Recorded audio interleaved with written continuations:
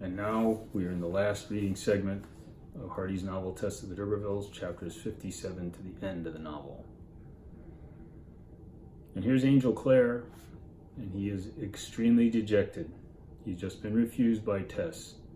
Just like Tess, just like he refused Tess, she has rejected him. And he's toying with the idea somehow of marrying Mercy Chant. It must have entered his mind only to find out that his brother Cuthbert has proposed and married Mercy Chant. And so that avenue is closed.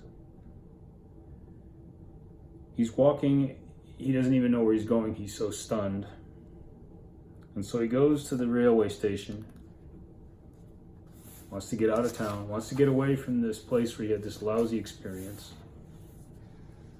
Gazes off into the distance, and he sees a figure running toward him. And he can't make out who it is at first. And then he realizes it's a woman's form, and then he realizes it's Tess running to him. She's well dressed and looks beautiful and says, "I have been following you all this way. What I have been running after you for, to tell you I have killed him." So Tess must have taken a knife and stabbed Alec.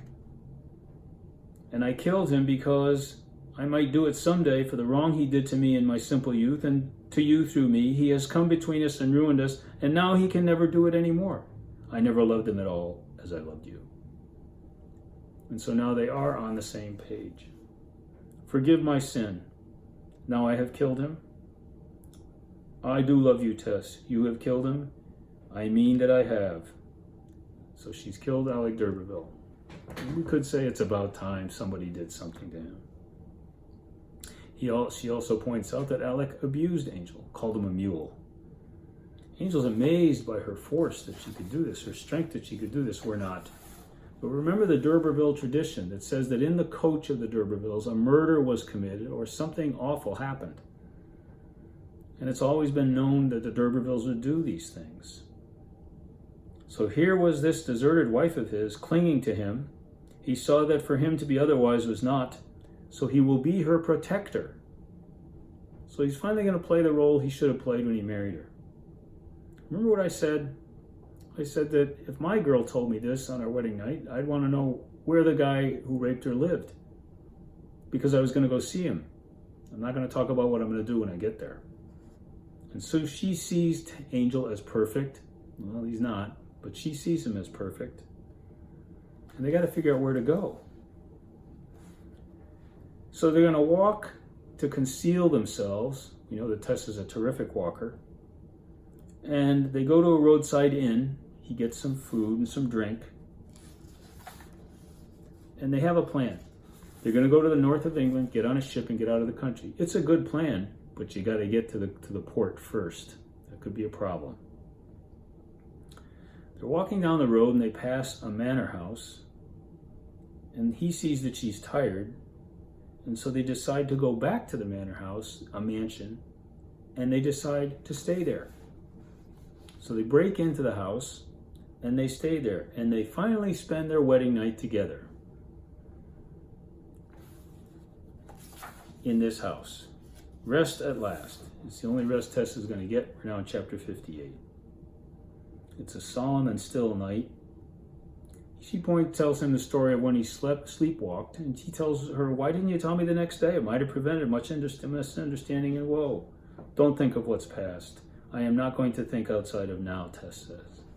And so for 5 days, they're on their honeymoon. They're secluded. Nobody can catch them. Nobody knows where they are.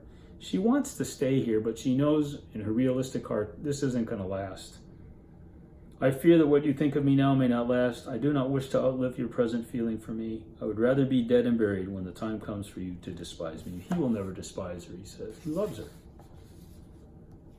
Well, Tess is right, because after several days, the caretaker of the mansion shows up, and she finds them asleep in the bedroom. She sticks her head in the door, and they look so innocent, like babes. But they spot her. She spotted them. They know she's been here. They've got to get going. They got to leave at once.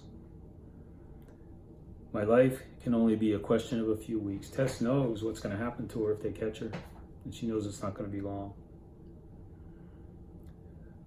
They're agile and she's very strong, so they walk across country through a turnpike. They come to a large hill, and on top of the hill is a large stone structure. And where are we?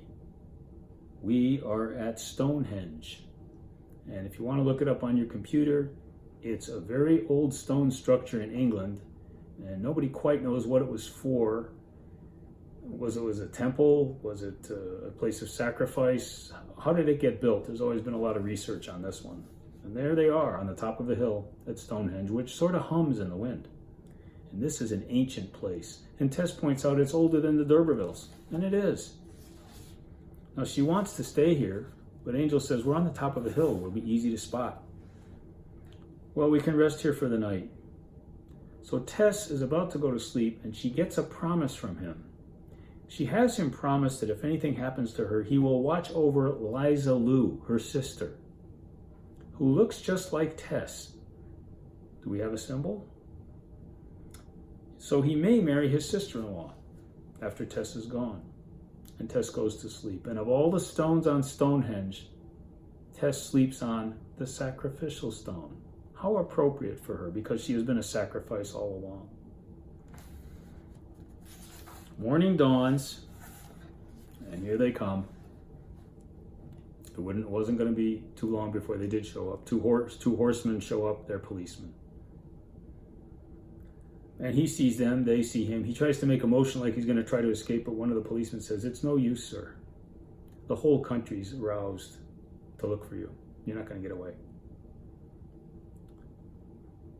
So the man dismounts. The angel says to him, "Just let her sleep a little longer." Okay. And she wakes up and she says what her people would have said. It is as it should be. It was meant to happen. She's afraid, but she says, "I am ready." Chapter 59, last chapter. We're in the city of Wintoncester, and from the western gate, the highway goes up the hill, and there are two persons walking up that hill. And they want to get out of the side of the houses. Their heads are bowed.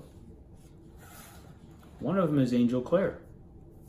The other is the spiritualized image of Tess. It's Liza Lou.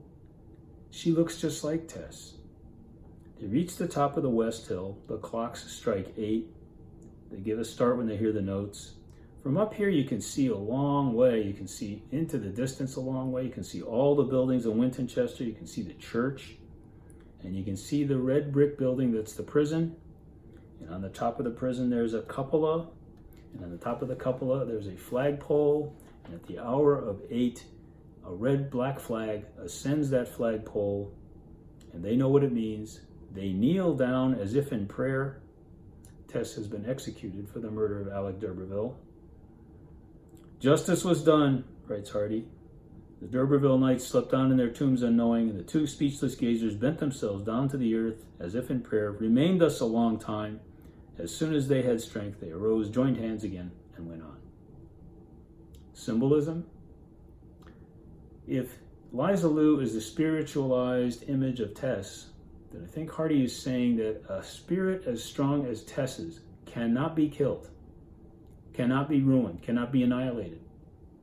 And that's what he's saying. And that ends in op.